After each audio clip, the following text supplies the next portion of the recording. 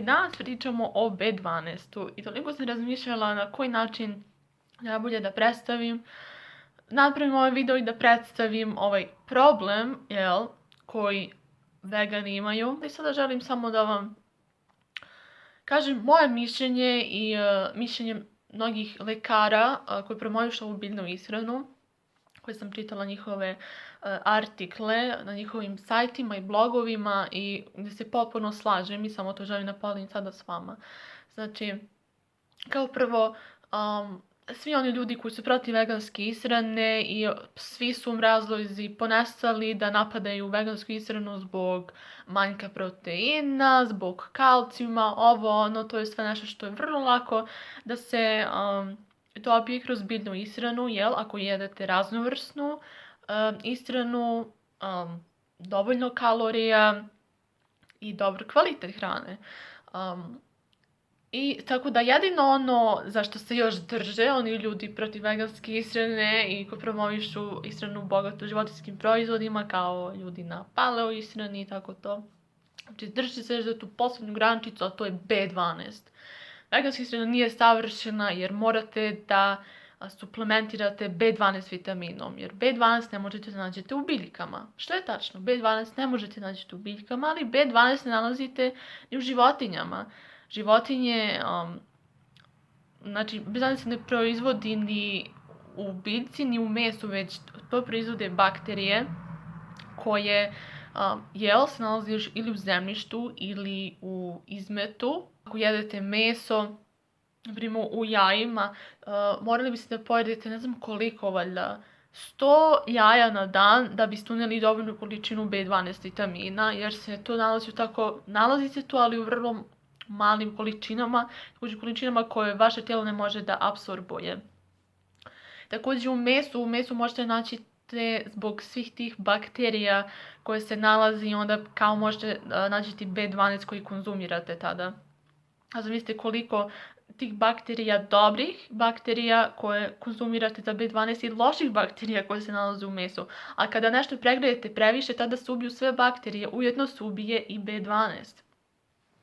Tako da, koji je onda najsigurniji izvor B12 vitamina? Još jedan problem zašto je B12 pre nikada nije bio problem, on je tek od 19. veka su ljudi primetili, on je također jedan od posljednjih B vitamina koji je pronađen i također onda su tek vidjeli kako je sve više i više ljudi počelo da ima manjak ovog B12 vitamina, također u knjizi Could it be B12 koju vam preporučujem da pročitate, gdje kažu da 39% Amerikanaca se nalazi u manjku, onim nižim vrednostima što je već manjak B12 vitamina. A sigurno sam da 39% Amerikanaca nisu vegani ili vegetarijanci.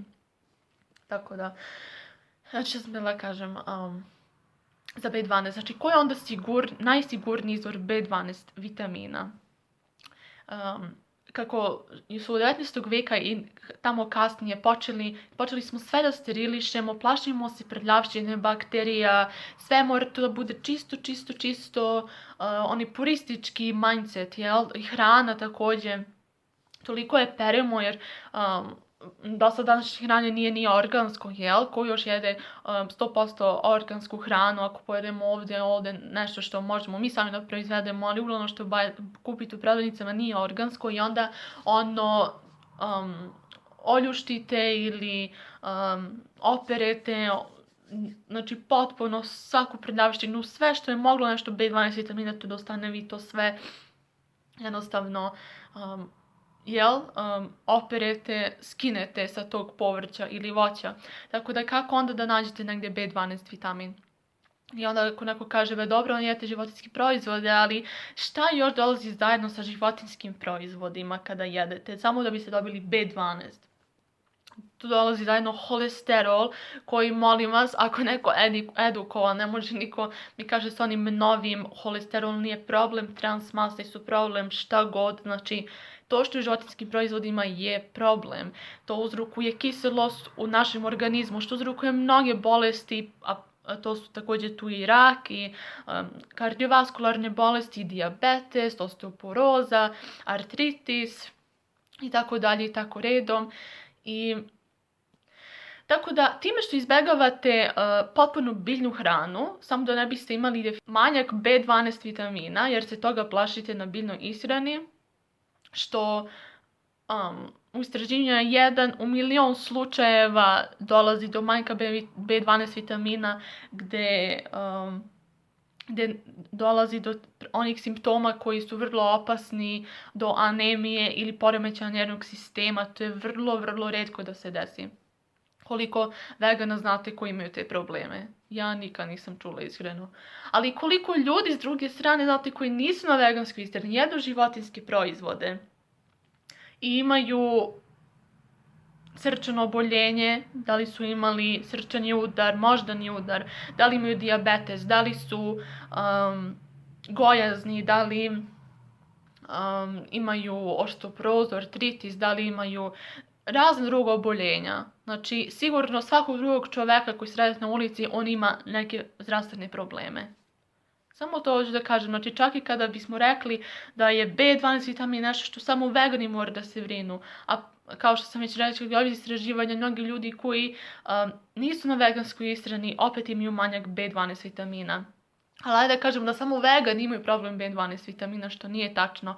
Opet, s time samo da uzmete jednu kapsulu dnevno ili injekciju mesečno, i šta god, da biste bili sigurni da ako dođe jednog dana možda, što je vrlo mala verovatnoća da će, zavisi od koliko ste godina na veganskoj ishrani i to, ali ćete imati nekih opasnih efekata od manjka B12 vitamina.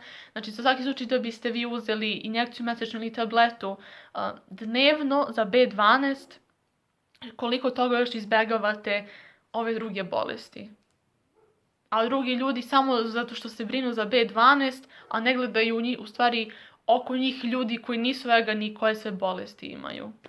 Također postoji ta problem apsorpcije B12 vitamina, zato ne bih preporučila baš tablete koje pijete, već preporučila metilkobalaminske sublingualne tablete koje sisate, tako da se to odmah apsorbuje kroz jezik u vaš organizam, ili injekcije koje kroz vaše mišiće odmah ulaze u vaš krvotok, što je mnogo efektivnije. Ako možda imate, ne znate, probleme sa apsorpcijom, koje ja imam probleme sa apsorpcijom, a problemi sa apsorpcijom mogu da se su zbog vašeg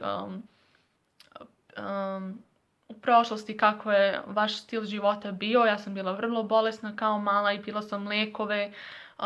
Od kad sam rođena do moje 16. godine sam se kljukala lekovima, tako da sigurno apsorpcija meni ne funkcioniše, zato sam i imala manjak.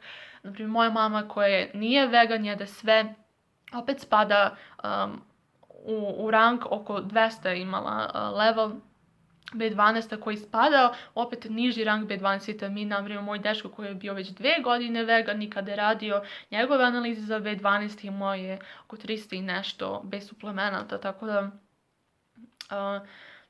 uopšte ako jede životinjske proizvode, to se uopšte ne zaštićuje od manjka B12 vitamina. I vi ostavite komentare dole ispod videa koje su vaše iskustva, da li vi koristite suplemente, da li imate manjak B12, koliko dugo ste na ovoj ishrani, da li mislite da je B12 veliki problem. Ja mislim da treba biti definitivno pažljiv i obazriv. Ne treba to onako staviti, šta god. Mislim, također, ako jedete organsku hranu, dosta organske hrane, i ako ne pirate vaše voće i povrće, onako skroz, sigurno da dobijate nešto od B12 vitamina, ali ako znači, jedete standardnu hranu, voće i povrće koje dobijate u prodavnicima na pijaci, i onda morate da ih perite onako dobro, da ne bi, mislim, pesticidi će uvek tu da budu, ali da bi što manje tu bilo. Znači, proverite vaš nivo B12 vitamina i vidite kako se osjećate, da li imate neke simptome. Također, nivo B12 u krvi ne znači da nije baš pouzdan da vam kaže da li imate dovoljno B12 vitamina, jer to znači da možda imate dovoljno B12 vitamina u krvotoku, ali koliki su vaše rezerve u vašim organima, kao što je jetra, gdje se tu dosta vitamina B12 čuva, jel? Tako da može znači da imate dovoljno u krvotoku, ali nemate još mnogo rezervi B12 vitamina, ali ako imate manjak B12 vitamina, može znači da u krvotoku nemate mnogo, ali imate još dosta rezervi B12 vitamina, tako da putem krvi za B12 vitamin nije najbolja analiza da se rade. Postoji, zove se metilmalonska kiselina u urinu koja je najpouzdanije može da vam kaže vaš nivo, vaše količine B12 u organizmu, tako da ako ste zabrinuti za to, onda možete tako provjeriti, ali najpouzdanije jeste da jednostavno koristite ili sublingualne tablete ili injekcije jednom mesečno, koje sam ja koristila u proteklih godinu dana i sada radim jednom na svaka 2-3 mjeseca, ovo kad se setim. Tako da, mislim da sad sam ih potrošila, vjerovatno ću opet početi samo sa sublingualnim tabletama i to bi trebalo da funkcioniše. Svake godine proveravam B12, ove godine kao što se bio i u normalnim vrijednostima, tako da eto, znači ostavite u komentarima kako su vaše iskustva, šta vi koristite, da li ste imali manjak i da li mislite jedeći životinjske proizvode da je to rješenje za B12 manjak. Mislim da je to epidemija, ako ne i pandemija, znači na cijelo ljudske vrste za B12, nezavisno od vaše ishrane. Mislim da je to vitamin koji svi trebaju da budu obazrivi, ne samo vegani. A što se tiče veganske ishrane, to je jedan od retkih vitamina za koji bi ja stvarno bila zabrinuta, dok ovi ostali ako jedete, znači raznovrsnu ishranu, dovoljnu količinu, ne bi trebalo da imate probleme, a opet kada izbegavate životinjske proizvode, izbegavate sve ostale bolesti koje dolaze sa njima. Također ne treba da brinete o višku B12 vitamina ako mislite da nemate manjak ili niste provjerili, ali želite za svaki slučaj da suplementirate B12 vitaminom. Do sada još nije pokazano da ima neke negativne efekte, višak se samo preko mokraće izbaci, tako da što se tiče viška B12 vitamina nema nikakvih problema. Ako želite budete sigurni, možete suplementirati koliko želite na dan. Jednostavno ako previše ubacite, to je samo potrošen novac, ali onako ako koristite tablete, onda jednom dnevno ili na svaka 2 dana, ili ako koristite injekcije jednom u 1 ili 2 mjeseca. Za ručak imamo basmati pirinač, sočivo, satraš i zelena salata.